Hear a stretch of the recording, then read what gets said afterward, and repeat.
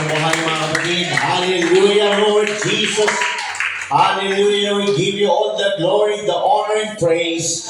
Amang banal naming Diyos at tagapagligtas kami, O God, ay nagpapasalamat. At patuloy niyo pa kami, Lord, binibigyan ng kalakasang pisikal, higit sa spiritual, Panginoon, upang makapagpatuloy, makalakad na naayon sa inyong kalooban, Lord, kay Jesus. Lord, we pray, Panginoon, sa aming pag-aaral ngayong umaga, O God. I-bless, Lord, ang aming Bible study lesson, O God. I-bless, Lord, lahat na nasa face-to-face, nasa live, O God, ang iyong lingkod na gagamitin. I-bless nyo kami lahat at ilagay nyo lamang ako, Lord, sa inyong likuran at ikaw, O God, ang manguna sa inyong lingkod. Pamagitan ng inyong banal na salita, banal na spirito, O God. Lord, balutan nyo kami lahat ng inyong banal na dugo, O God, pasamaan, palibutan sa inyong libo-libong banal yung health, Panginoon God Jesus. Lord, buksan niyo, Lord, ang aming mga puso at isipan. Paunawin niyo po sa amin ng malinaw ang inyong salita. Patuloy po kayo magtanim sa amin, Lord God, at pagbungayin nito, God, at kami makalakad, Lord God, na naayon sa inyong kalooban, Lord God. Ano mo, Lord, ang hindi namin nababanggit siya, Lord, sa aming panalangin, we deliver everything to thee, your most mighty name, the one and the only true God. In Jesus Christ's name of Nazareth, we pray. Everybody say Amen. Amen. Praise God. At kami ang mong katabi. Praise God. Sabi mo, God bless you. God bless you na mga nasa live. Magandang umaga sa inyo. The Dolores Church, Japan Church, and of course, dito po sa ating Mother Church sa Bacoor, Cavite. Hallelujah. So, pwede tayo mo po. Amen. So, natapos na po natin, no? Na tayo ay nasa spiritual gifts. Yan, no? Nasa spiritual gifts tayo.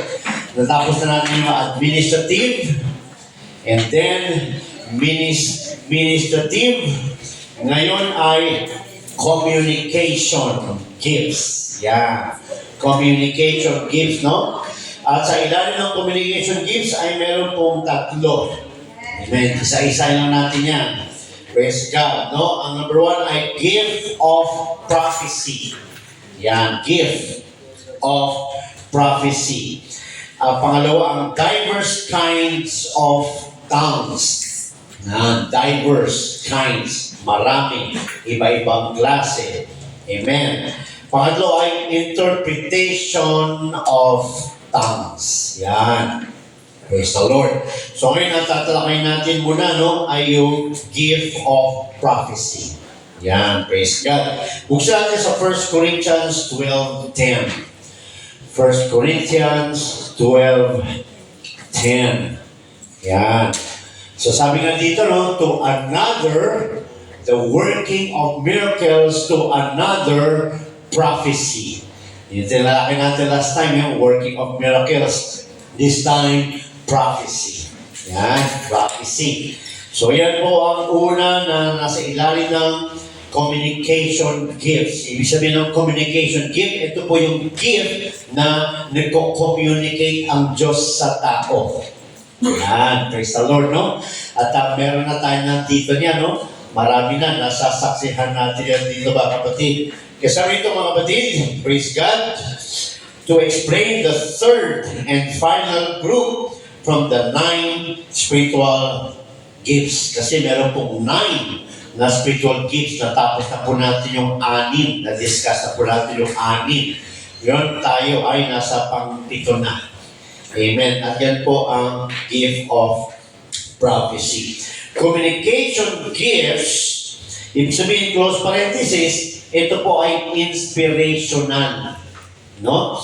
Or verbal gifts. Pag sinabing verbal gifts, ito ay to utter. Ibig sabihin ng to utter, to speak, to communicate, to talk. Yan yung gifts. No? Kaya marami po ang nasa ilalim ng gift of prophecy. No? Pag sinabing inspirational, inspiration ito ay powerful. Praise the Lord. Powerful mental state or influence that sparks creativity. No? Ito ay makapangyarihan, praise God, na nagbibigay ng spark, ng power. na maging creative, no? Sa salita, creativity, ano pa?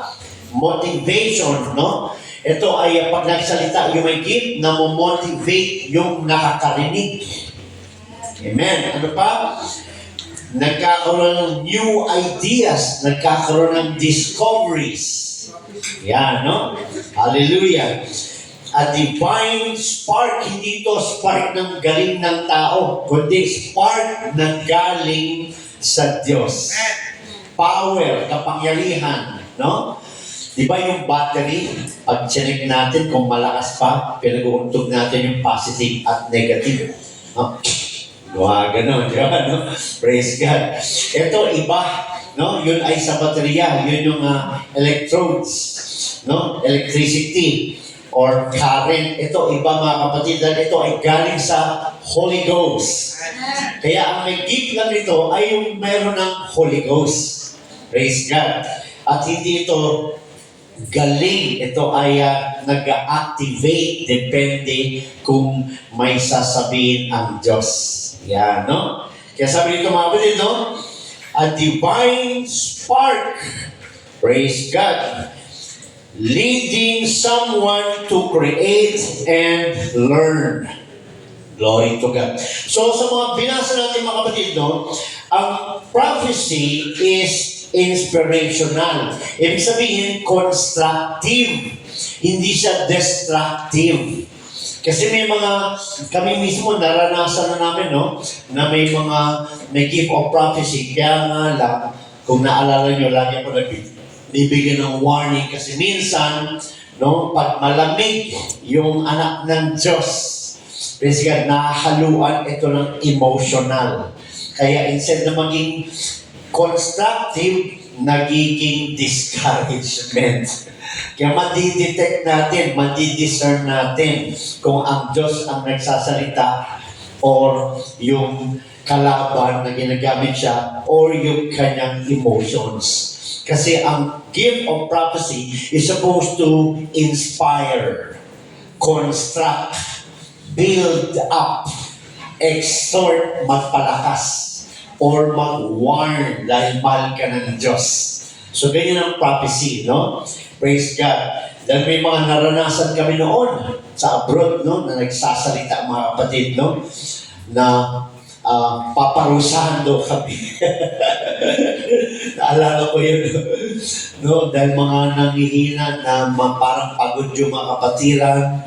Praise God. So, may nag-prophesy. Praise God, sabi niya, purihin niyo ako, purihin niyo ako. Kaya we have to be aware, no? Kaya inaaral ko sa church para yung church hindi na di-divide, no? Hindi nakaka-intervene or nakakapasok ang spirito ng kalaban, no? At sabi niya, kung hindi niyo ako purihin, paparusahan ko kayo. Walang ganong prophecy, mga kapatid. Hindi galing sa Diyos ang ganon. No? Kaya madidetect natin, kaya mapalad ang church pag nag-aaral. Kaya ginawa namin, nirebuke namin at yun, nangisay at tumigil.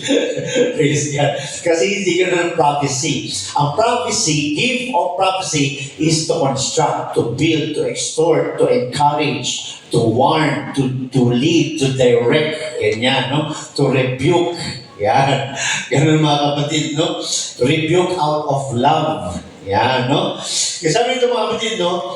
This final gift enables the believer. So yung gift na ito, ang sumasagawa sa saved, sumasagawa sa anak ng Diyos. To believer when directed by the Spirit to speak like God speaks. Praise God. Diba? Nakarinig tayo dito, no? Mag-isa unang church natin sa kabila, no? Ano sinasabi niya? I am the Lord. Diba? Sinasabi niya, no? Another prophecy, ano? Kasi ang prophecy is not only God speaking through His child by the Holy Ghost. Another is preaching. No, kasi communicate. Another is teaching right now. Communicate for us to learn, to be informed. Yeah, no? So, ang Holy Spirit ni Lord ang nag-enable, ang sumasagawa. Di ba? Sinasabi natin, mahiyain tayo. Di ba? Wala akong alam. Hindi ko kaya. No? Pero pag andito ko na sa harapan, no? Ang dami mo nang ginawang preaching. Naging walang hiya ka na. Hindi walang hiya.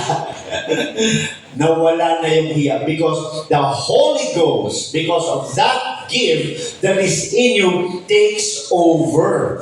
Siya ang sumasagawa na nun, mga kapatid. Kasi sabi dyan, these final gifts enables the believer when directed by the Spirit. So, ibig sabihin, hindi ito nangyayari, lalo na yung mga prophecy na nagsasalita ang Diyos sa bibig ng mga anak ng Diyos. Nararanasan natin dito yan, naririnig natin yan, last Sunday lang, ano sinabi? Praise God, lumapit tayo sa Kanya. Ano sinabi niya? Lumapit kayo sa akin. Kaya yung wala alam, naalala ko, may inimbita kami noon, bisita.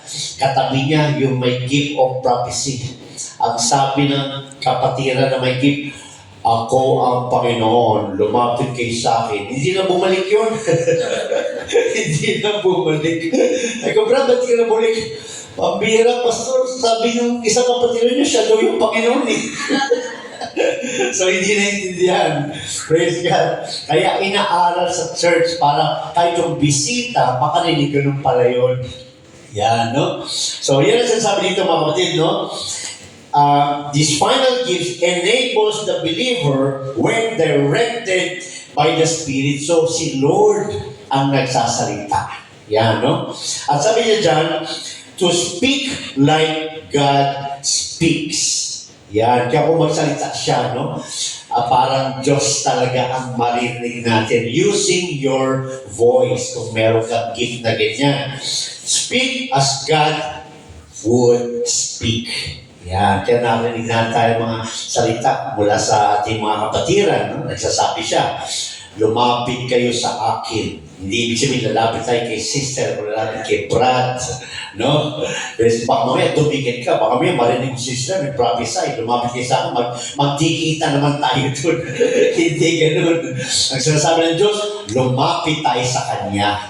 Yan, Hindi ko masyado maalala ano yung sinabi last time. Basta sabi niya, ang magbubukas daw ng kanyang puso ang siyang makakapasok sa kanyang kaharian. Yan, nabanggit kasi sa akin nung nakarinig sa tabi niya. Praise God. So, ito ay gawa or move ng Holy Ghost sa may gift. Hindi lahat meron yan. So, tinalaki natin sa mga previous na pag-aaral. Iba-iba ang gift ng bawat Kristiyano. Si Lord ang nagkakaloob kung anong ipagkaloob niya sa iyo. Kaya kailangan natin ma-involve para ma-discover natin yung gift na binigay sa atin, mga kapatid. Praise God. So, si Lord ang nagsasalita, ang Holy Ghost ang nagsasalita. Kaya nga sabi sa Acts 2:4, diba, as the Spirit gave them utterance, ang Holy Spirit ang nagsasalita through them. Yan, nung nag-speak in tongues sila, it is the Spirit. Kaya yung speak in tongues, hindi yan memorize. Yan, hindi yan kinakabisado. Hallelujah. Kasi minsan makakarinig ka ng Spanyol, makakarinig ka ng Italiano, makakarinig ka ng African. Di ba? Yan yung gift of speaking of tongues. Praise God. Hallelujah. Dadaanan din natin yan. Kasi sabi dyan, Hallelujah. Sabi dyan, this is God's chosen method. Ito yung kaparaanan ng Diyos of communicating. Yan. Ito yung kaparaanan ng Diyos kung paano siya makipag-usap sa tao. By means of your voice, by His Holy Spirit. By means kung yun ay gift of prophecy na nagpo-prophesy, nagsasalita ang Diyos sa'yo. Another is by means of your voice through His Word. Yun naman yung teacher, yung preacher. No? Si God nagre-reveal ng rima, ng understanding. Praise God. Kahit nag-aaral na tayo, may binibigay pa si God na malalim na rima na ibig sabihin dahil binibigay niya yon through our voice because you have that gift. Yan. Praise God. Kaya ang pastor nagbibigay ng slot sa mga member. Bakit? Hinahanap niya yung mga may gift. Wala yan sa tagal o sa bago. Once na binigyan ng Lord ang gift at na-discover na meron ka, expect ka, bibigyan ka na ng slot kasi nakitaan ka. Yan. Praise God, no? Kaya, pag binigyan tayo, sabihin, hindi ko kaya, kaya ni Lord. Hindi mo talaga kaya. Kaya ni Lord. Di ba? Hindi natin talaga kaya, mga kapatid. Kaya ni Lord. Kaya sabi niya, this is God's chosen method of communicating to the church as well as the world. Yan. So, binigyan ni God itong gift na ito para makausap niya ang church. Yan. At para din makausap ang mga unbelievers. Para makausap ang sanlibutan. Dahil sa pamamagitan ng gift na ito, mga kapatid, nare-reveal ang will ni God. There are times na hindi nababasa ang Word of God. Praise God. Pero there are times na nagsasalita ang Diyos. Kunyari, may bisita dito. No? That is called world. For God so loved the world. Visitor. Yan, unbeliever. Kaya pag nakarinig ka ng Bible study dito, that's prophesying. Then, maiintindihan niya, magkakaroon siya ng learning. Yan, so God is speaking to the church, to His children, and also God is speaking to the world, to the visitors, to the unbelievers, para to inform His will. Yan. Praise God. So sabi ng mga kapatid, amen, which the church is attempting to reach. Yan ang desire natin. Yan yung ina-attempt natin na maabot. Hindi tayo satisfied. Praise God. Sa may nagda-drums, may nagpa-praise and worship, maganda ang pakiramdam, may Holy Ghost baptism, may water baptism, may revival, maganda yun. Pero ang ini-aim talaga natin na yung Holy Spirit of God ay nag-move sa church. Kasi kahit gaano kalaki ang church, kung yung Holy Spirit, yung gift, hindi nagmamanifest sa church, that's like a dead church. Because the church is led by the Spirit of God. Yan yun, no? So wala yan sa dami, wala yan sa konti, wala yan sa puro mga bata o matatanda, wala yan dun. Wala yan sa ganda ng building o sa laki ng building. Ang sukatan dyan, kung kumikilos ba ang gifts of the Holy Ghost in the church. Kasi one manifestation yan na the Lord is in move. The Lord is moving in the church. When the Lord is moving in the church, the Lord is pleased in the church. Praise God. Kasi sabi ng mga kapatid, no? Ito yung ina-attempt, no? ng church. Kaya minsan kung ano-ano na lang nangyayari. No. We just need each and every one of us to be faithful.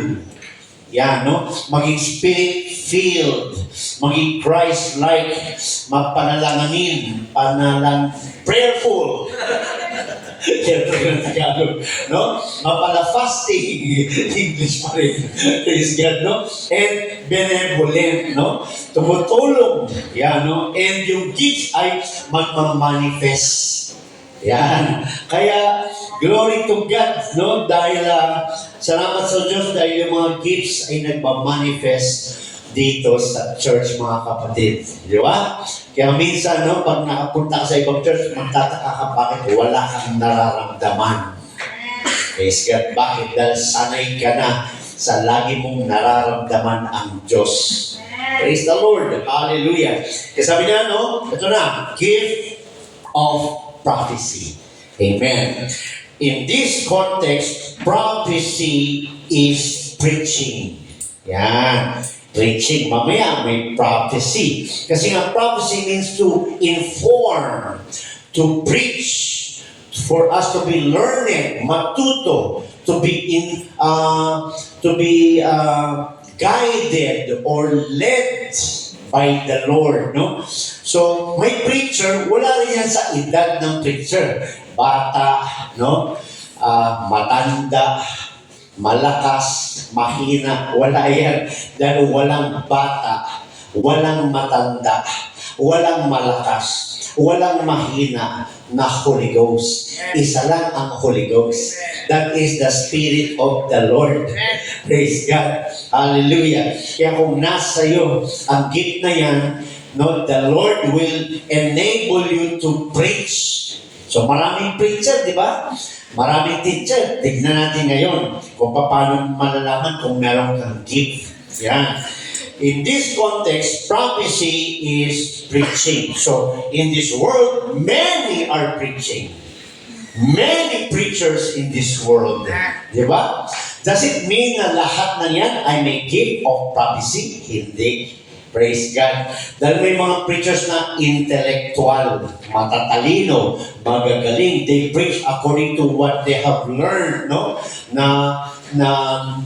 Natututunan nila, na-adapt nila yung mga pinag-aaralan nila. Pero pagka wala sa Bible, paano magiging practice yun? Paano magiging from the Lord if what they are preaching is contradicting to the Word of God?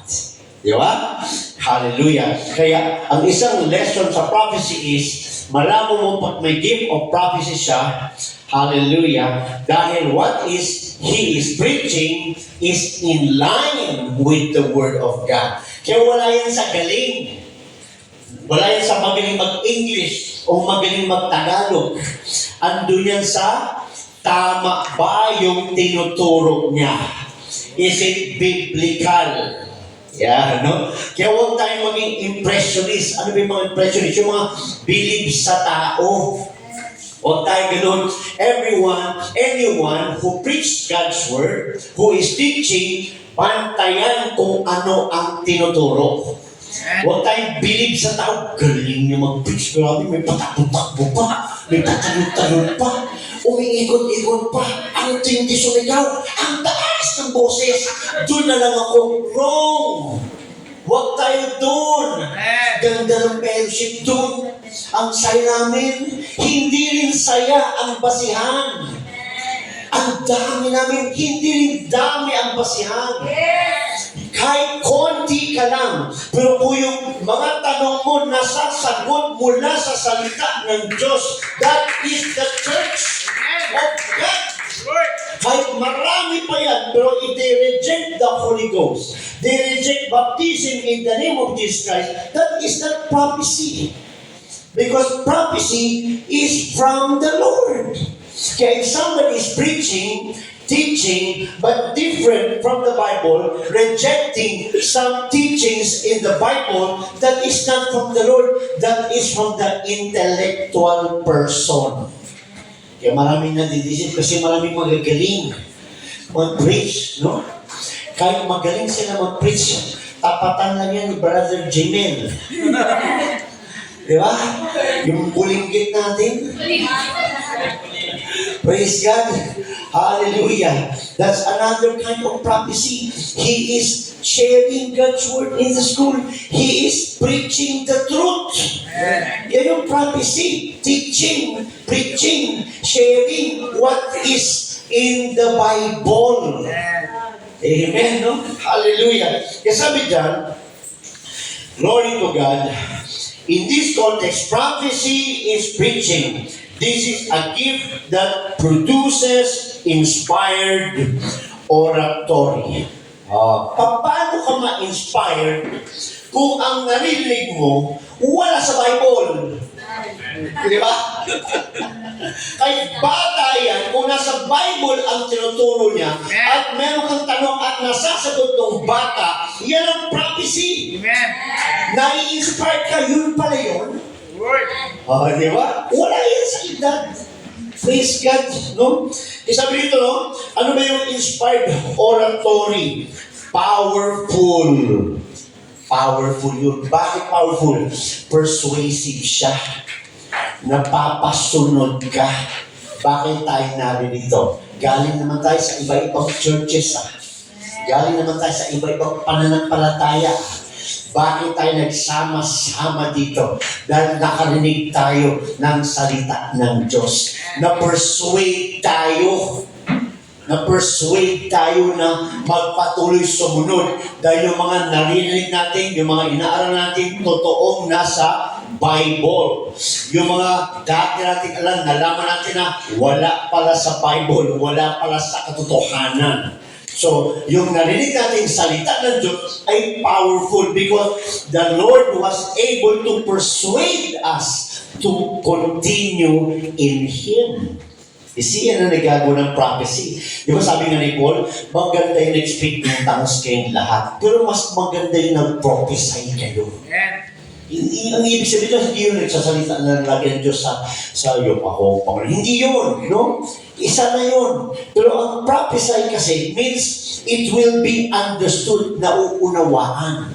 Ang speaking of tongues kasi, it is the Lord speaking to your spirit. You are speaking to the Lord's Spirit. Glory to glory. Wala nakakaintindi. Kahit ikaw hindi mo naintindihan, pero lumalakas ka in the Holy Ghost. Isipin nyo, isang oras ako dito magtuturo na nag-speak in tongues. Bakit batuhin nyo na ako? Umalis ka na, umuwi ka na. Wala kami naintindihan sa'yo. Di ba? Kaya sabi ng Apostol Paul, maganda yung nag-speak in tongues kayo. Kasi nagpapalaki sa atin yun. Pero mas maganda, sabi ng Apostol Paul, na mag-prophesy kayo lahat. Bakit? Naiintindihan yun. O pag sinabi niya Apostol Paul na mag-prophesy kayo lahat, no? Turo yung tama. Yan, no? Hindi yung naglabas ng turo, iba-ibang turo. Hindi magkakaiba ang turo if you have the gift of prophecy. Because it is the Lord. It is not you. It is the Lord who reveals. It is the Lord who leads. It is the Lord who directs. It is the Lord who speaks through your mouth, through your tongue. Si Lord yun. Praise God. Kaya if you are teaching, you have the gift of prophecy. If you are preaching, you have the gift of prophecy. If the Lord is speaking through your mouth, you have the gift of prophecy. So meron ka ng gift of prophecy. Di ba? Praise God. Sino may dila dito? Taas ang kamay. Grabe, di ba? Walang dila? Praise God. Sino dito may bibig? Yan, grabe. Palakihan tayo ng bibig. Praise the Lord. No? So sabi dyan, gagamitin ka ng Diyos. Kaya kung may gift ka, gagamitin ka ng Diyos para mangaral, para mag-preach. And if God wills it, He will speak through your mouth. Kaya huwag tayo mahiya. No? Pag may gift ka, huwag ka mahiya. Praise the Lord. So sabi dyan, powerful, persuasive, nakakatangay. Di ba? Kaya na excited tayo makipag-share sa ibang tao dahil alam natin that they will be persuaded. Kung talagang seeker sila ng truth, they will be persuaded. Dahil yung sinasabi natin, hindi galing sa atin, kundi galing sa Diyos. It is biblical. It is the truth. Praise God. Kaya marami tayong sinaran. Ano nangyayari? Ayaw na makipagkita. Dahil hindi na nila masagot yung sinasabi natin, yung tinatanong natin, yung pinapaprove natin sa kanila, hindi na nila masagot, ayaw na makipagkita. Tayo naman, very confident, dahil nag-aaral tayo, and every word that we preach and teach is biblical. Kaya confident ka because not because of you, but because of the Holy Ghost that is in you, because of the gift that is in you. No? Kaya sabi dyan, no? Ito ay persuasive. Ano pa? Public speaking. Yan, no? Public speaking. Pwede ka magsalita sa labas. Di ba? Yung iba, naka-megaphone. Praise God, no? Yung iba, sa church dito, public yan. No? Hallelujah. Ano pa? As public speaking that moves in audience hearts. Kumikilos ito. Praise God. Kaya nga, may mga kapatiran tayo, sinara natin. Sumunod ba sila dahil maganda ka? Sumunod ba sila dahil okay ka? Hindi. Sumunod sila dahil may nalaman sila na hindi nila alam. Yun, no? May natuklasan sila.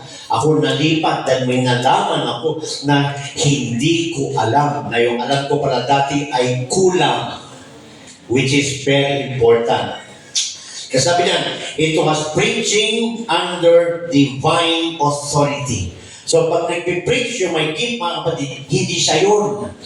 Nasa ilalim siya, hawak siya ng authority ng Diyos. Divine authority. Praise God. Kaya may power yun. May move yun. Minsan, no, hindi ka gumagalaw, pero yung heart mo parang sasabog na. Kasi ganyan ang tao minsan, no? Pag may preaching, kala mo walang nangyayari, pero lumuluhan na dahan-dahan. Sasabog na pagdating altar calling, doon lang nagbibigay talaga. Iba naman, malambot, konting ano lang, respond ka agad doon dahil may move ang Holy Ghost, may move ang prophecy. Hindi na siya preaching, teaching, may move, may ginagawa, may pagkilos ang gift of prophecy. Praise God. Sabi dyan, it dared to challenge the oracles of paganism that were everywhere during the time of Corinthian church. Praise God. Kasi di ba ang Corinthian church, ang isa sa maraming problema na iglesia, maraming pinapractice na mali. Praise God. The gift of prophecy did not unravel the future for man's gaze. Unravel means solve. No? The gift of prophecy did not solve the future for man's gaze. Praise God, hindi ito solusyon. Yan. But it revealed the will of God for man's present duty. Amen. So, hindi ito solusyon. Ito ang nag-guide sa atin. Ito yung nag-lead sa atin. Mga tanong mo, andito. Yan. Mga tanong mo, nasa preacher, nasa teacher, na may gift of prophecy. So, i-lead ka, i-guide ka. Yan. Hindi nga inisikaso yung problema mo. No? Dumaan siya sa buhay mo para i-lead ka, para i-guide ka. So, nagkakaroon ng sagot sa tulong mo. Nagiging learned ka, natututo ka, nalalaman mo ang gagawin. No? So, dun lumalabas yung will ni God sa prophecy. So, saan lumalabas si Pastor? Sa pag gumamit ang Diyos ng voice ng anak niya, nagsasalita ang Diyos through His mouth, that's one. Sa preaching, that's two. Sa Bible study, that's three. Doon tayo nasasagot ng Diyos. Kaya importante na ang church may Bible study. Praise God, no? Dahil iba ang preaching sa Bible study. Kaya hindi natin dapat sinasabi sa Bible na pag preaching time na, sinasabi na natin, ito na yung pinakamahalaga.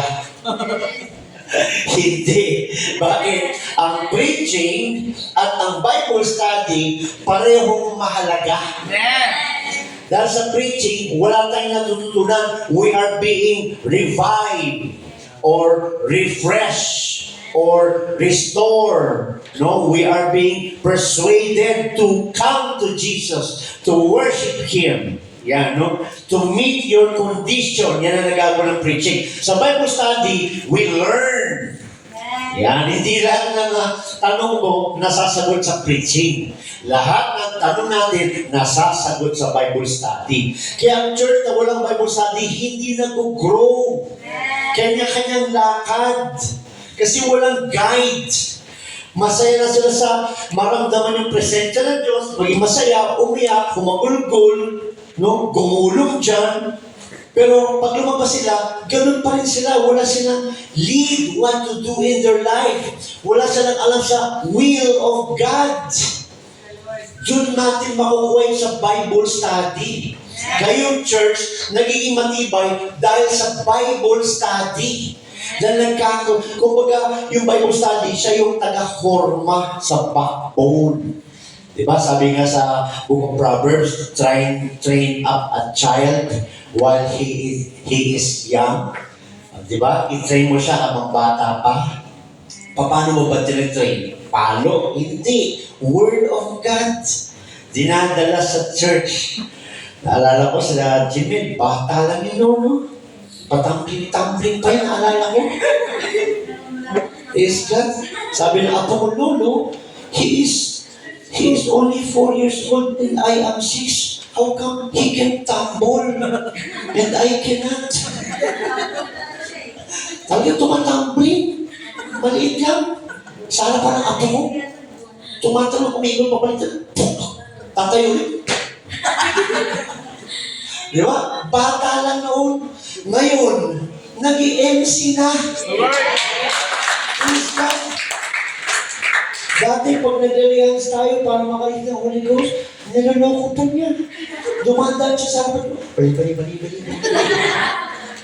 Sabi ko, may araw ka din. Tatanggap ka talaga. Nangyari. Nakapaghugas na, nagtatangs pa rin siya. Ayan, sige. Napagod. Nakareceive talaga ng Holy Ghost. Kasi totoo ang speaking of tongues, ang prophecy, totoo. Okay, discuss natin. Dami na nangaral na hindi na daw yan nag-exist ngayon. Tignan natin. Praise God. Gawa-gawa lang ng tao. Saan na gumagawa? Praise God, no? So, ang sabi niya mga kapatid, no? Ito ay nire-reveal ni God. Kaya kita mo, na-reveal sa mga bata ngayon. O, dati, si Jillian ba yun?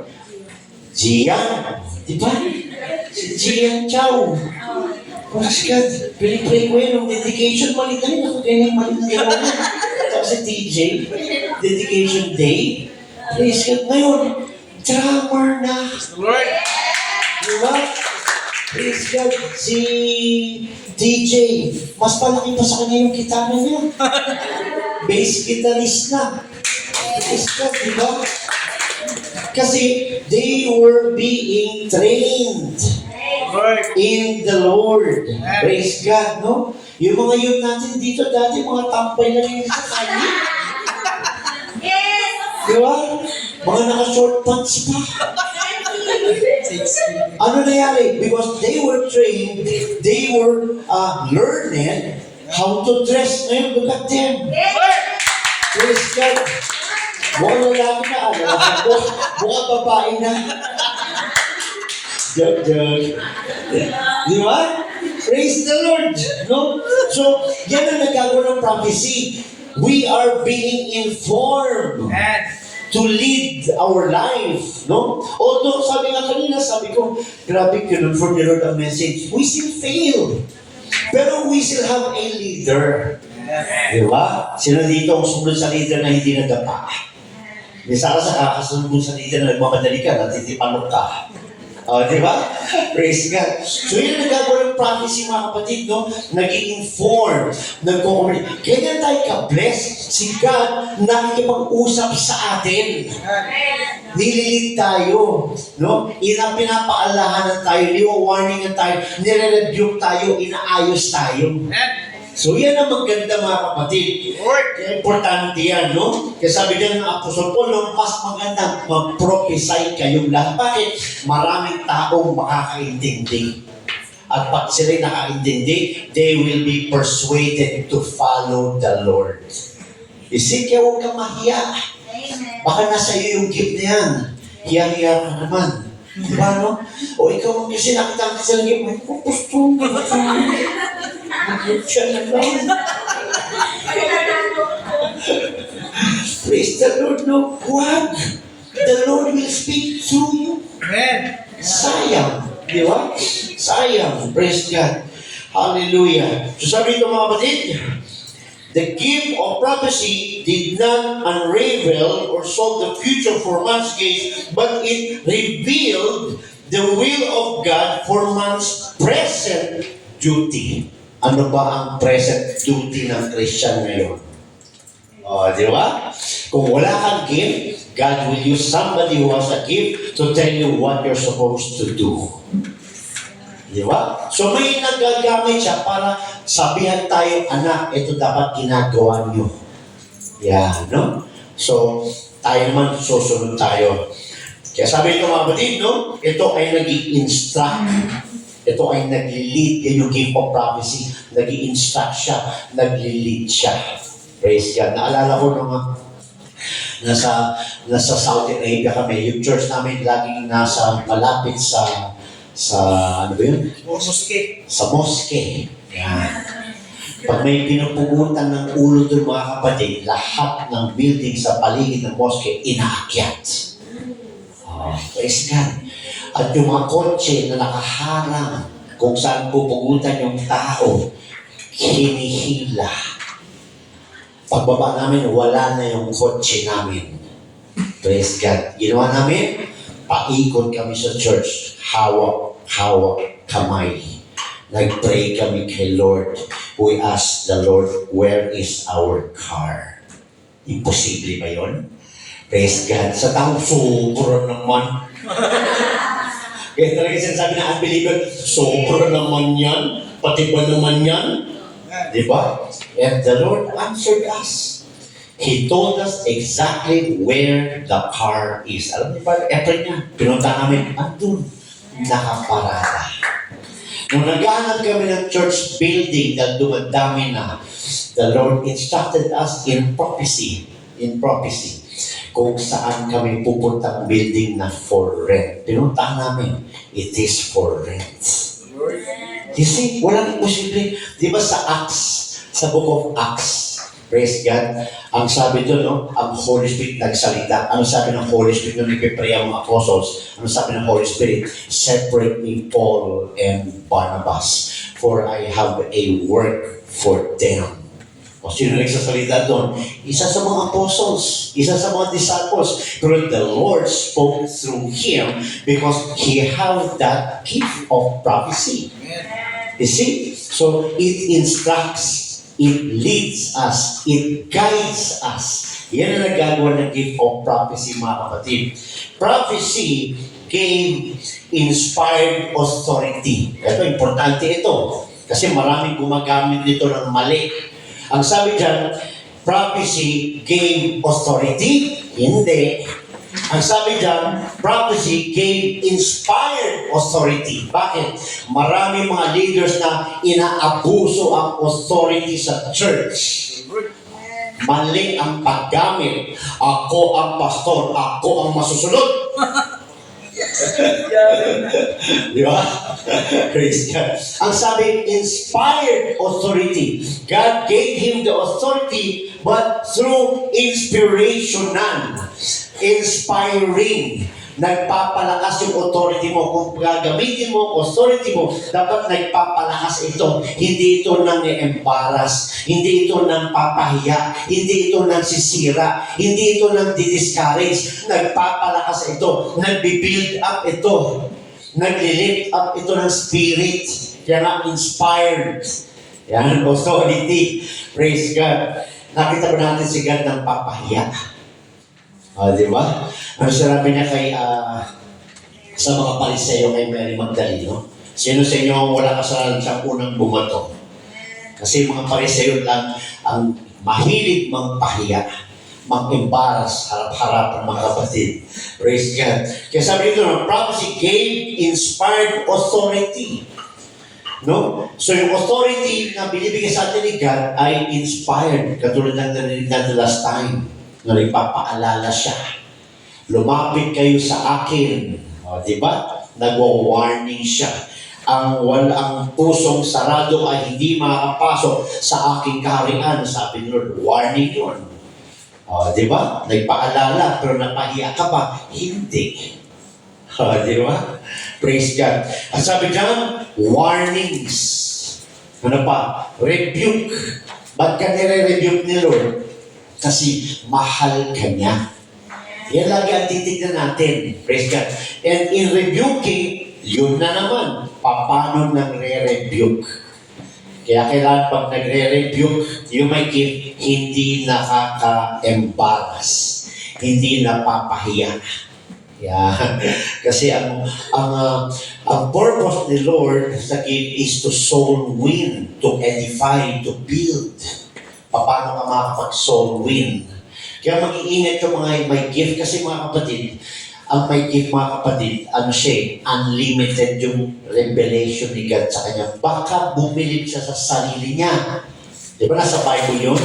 No? Na magbantay, baka masyado kang magmataas at ibababa ka ng Diyos.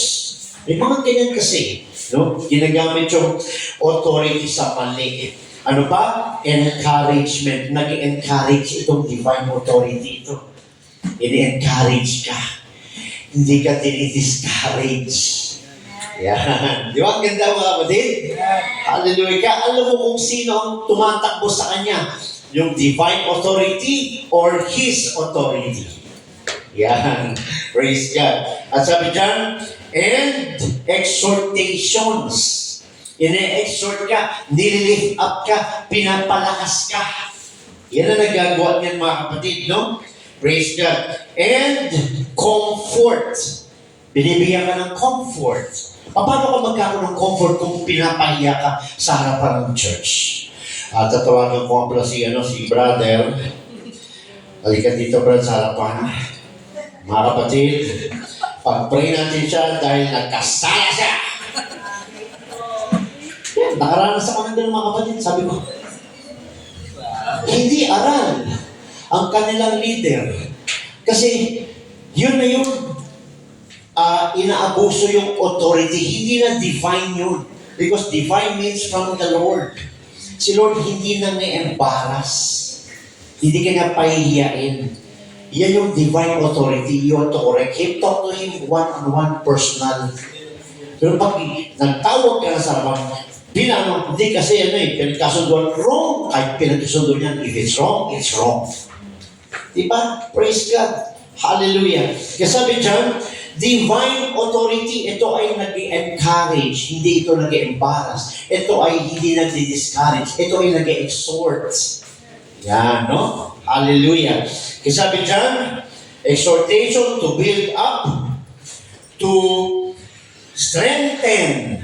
Paano mong papalakas ang kapatid ko nagkasala at pinamalita mo, nilantag mo. Di ba? So, hindi siya galing sa Lord. No, pinag-aaral natin sa prayer meeting, di ba? Kung naka-attend ng lahat. 1 Corinthians 14:3 says, but he that prophesieth speaketh unto men to edification. You see? Yung nagpo-prophesy, so alam na natin yun. God speaking through His mouth. God speaking through preaching. God speaking through teaching. Yan. Sabi dyan, hallelujah. But he that prophesieth speaketh unto men to edification. Ano ba yung edification? To improve. So, na-edify tayo. Na-build up tayo. Na-ayos tayo. Yan ang prophecy. Praise God. No? And exhortation. Nililift up ka. And comfort. Yan. These are the things preaching does. Yan. Kaya pag nag-preach tayo, magbantay tayo. Kasi baka maging personal. Di ba, no? Tagal-tagal mo na, nakapantalon ka pa rin. Siya lang nag-iisa nakapantalon. Ano feeling nun? Makahiwain nyo yun, gawin niyang palda. Di ba? Naaabuso yung authority. Praise God, naaabuso yung authority. No? Kung yung church nakakatanggap ng ganun, okay lang. Pero still, it is the wrong way. Still mali. No? Praise God. No? Sabi dyan mga kapatid, no? Uplift the spirit. It uplifts. Uplifts. Kasi may butas na eh. Uplifts. Yan. Yung F nagiging P eh. The spirit. Inaangat. Kaya yung mga nagaling sa labas na nandito ngayon, sa pagsubok. No? Tapos, ano mo pa ng salita ng Diyos ng gagamitin mo ng authority mo. Uuwi ng gano'n yun. Wala na talaga akong pag-asa. Wala talaga akong kwenta. Di ba? Praise God. Hallelujah. It uplifts the spirit of a man. and not to destroy or discourage or embarrass. Oh, see? Kaya mag-ingat tayo sa ating mga preaching. Praise God.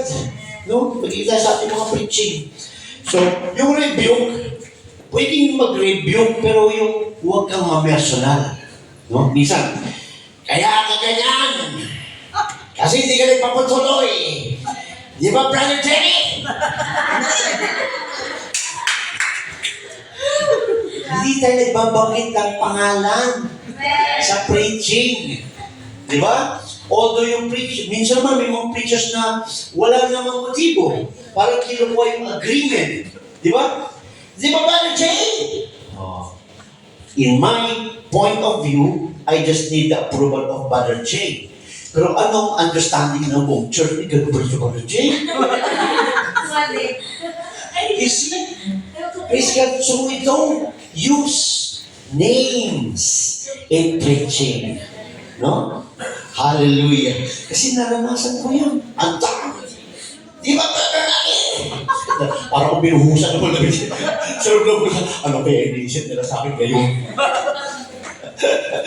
Alam ko naman kilala niya ako, wala siyang intention na gano'n. Pero dahil pronouncing your name, we don't know what the church would think of you. Siguro, yun yung past niya. O, di ba? Praise God. Kung magbabanggit tayo ng names, should be the names of the apostles, the disciples, the name of the Lord, people involved in the Bible.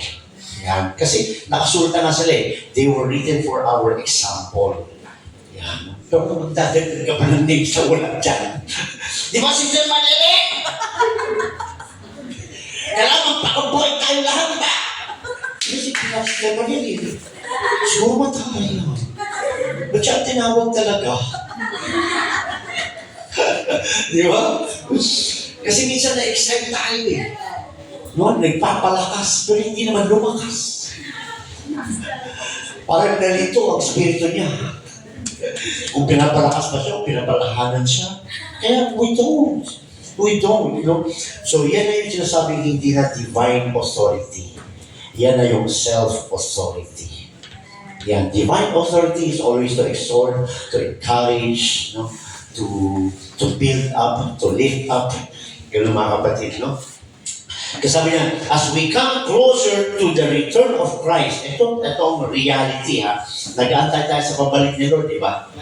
As we come closer to the return of Christ, and persecution against the church intensifies, no? Intensifies habang naghihintay tayo, yung persecution lumalala.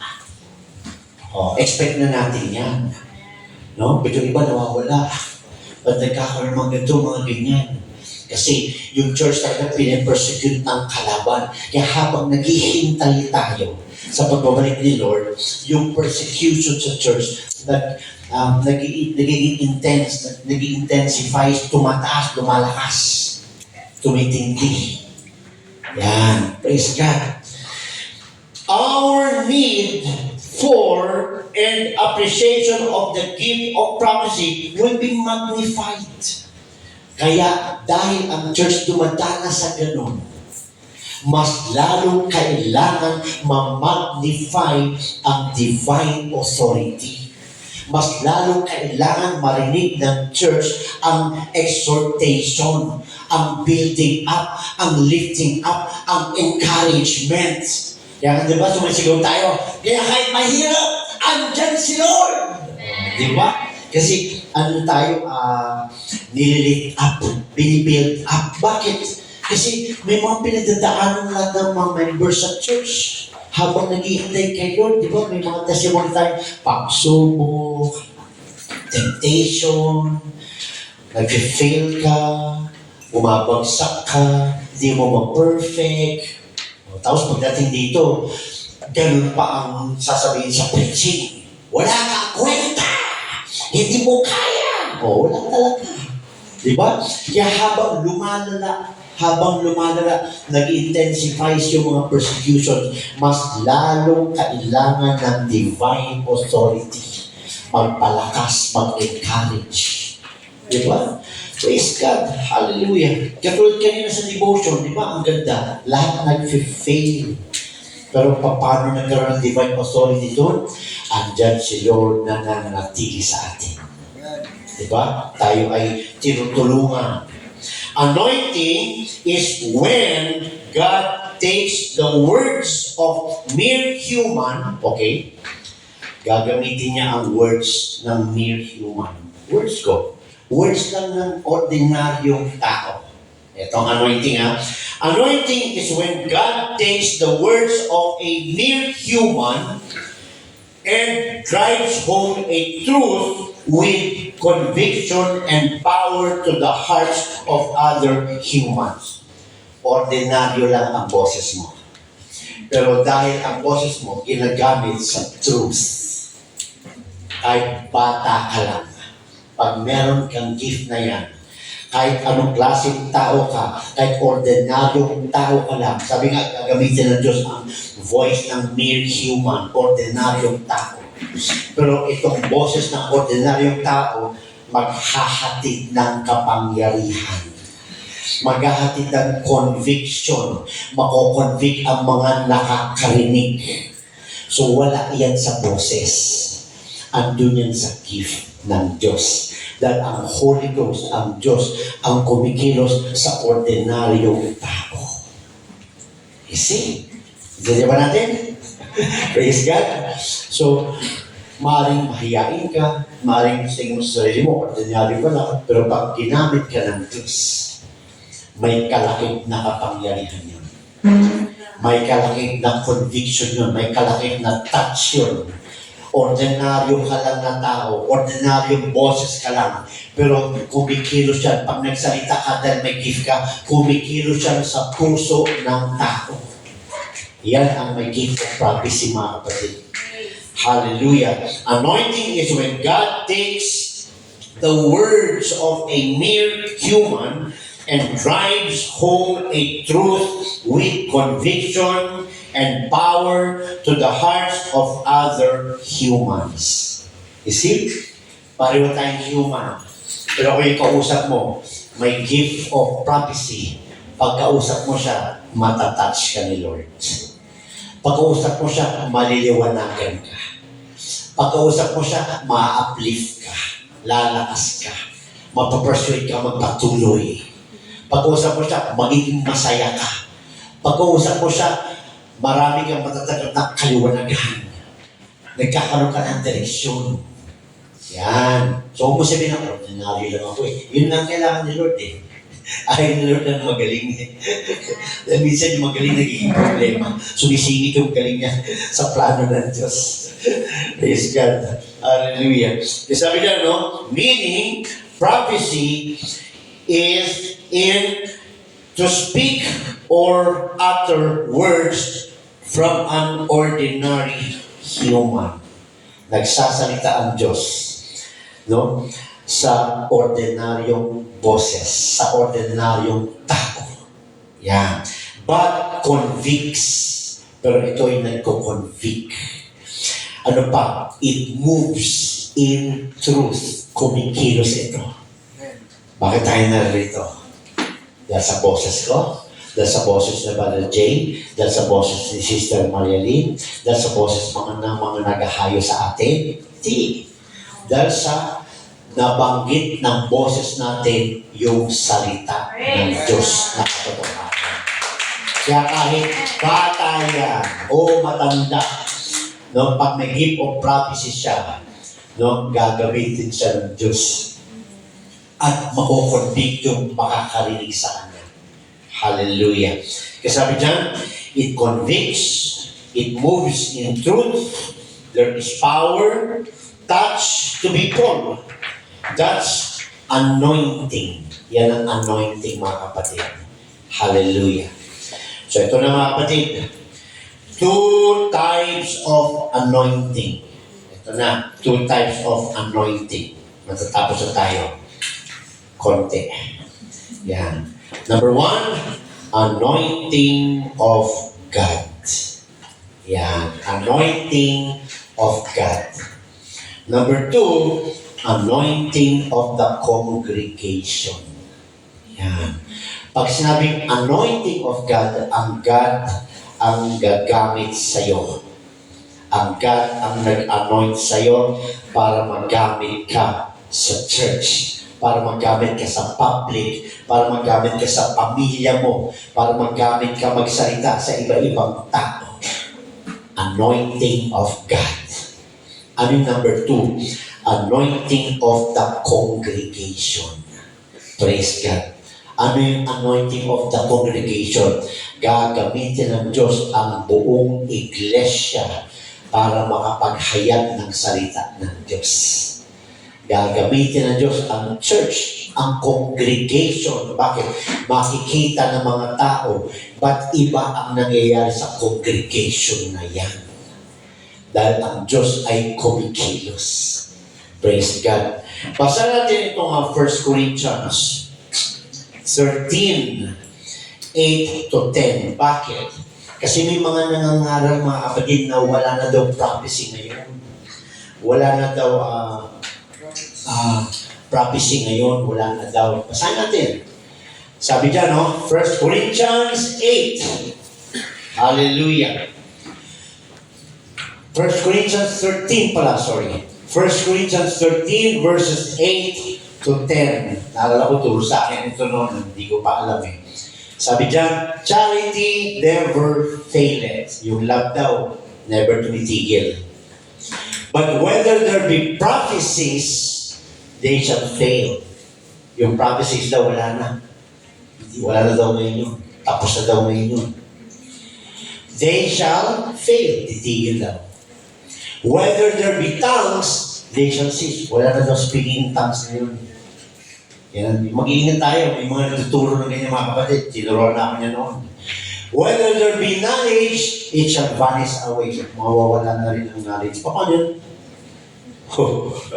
Bakit? Sabi dyan, for we know in part, konti lang alam natin, and we prophesy in part. But when that which is perfect is come, then that which is in part shall be done away. Ano sabi sa verse 9? For we know in part, and we prophesy in part. But when that which is perfect is come, then that which is in part shall be done away.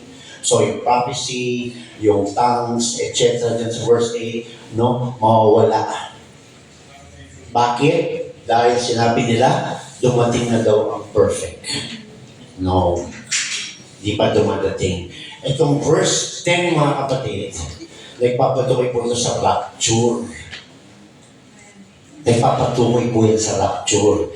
Dahil sino ba ang babalik pagdating ng rapture? Yung perfect. Sino yung perfect? Si Jesus Christ. Dahil kung tatanggapin natin na wala ng prophecies, kung tatanggapin natin na wala ng speaking of tongues, kasama rin dyan yung knowledge. Ba't may knowledge tayo? You see? May knowledge tayo. Kaya hindi po yung nagpapatukoy na wala na daw prophecy, wala na daw speaking of tongues. Paano yung knowledge? So, hindi nagtutugma. Kasi mali ang turo. Ang sinasabi dyan, pag dumating na yung perfect, sino ba yung perfect? Si Jesus Christ. Pag nag-rapture na, sigurado, wala ng prophecy, wala ng knowledge, wala ng speaking of tongues. Bakit? Wala ng Holy Ghost sa lupa. Then nagpo-prophesy tayo, I can teach right now because of the Holy Ghost. I can preach because of the Holy Ghost. I can teach because of the Holy Ghost. Knowledge, prophesying, speaking of tongues are all the works of the Holy Spirit of God.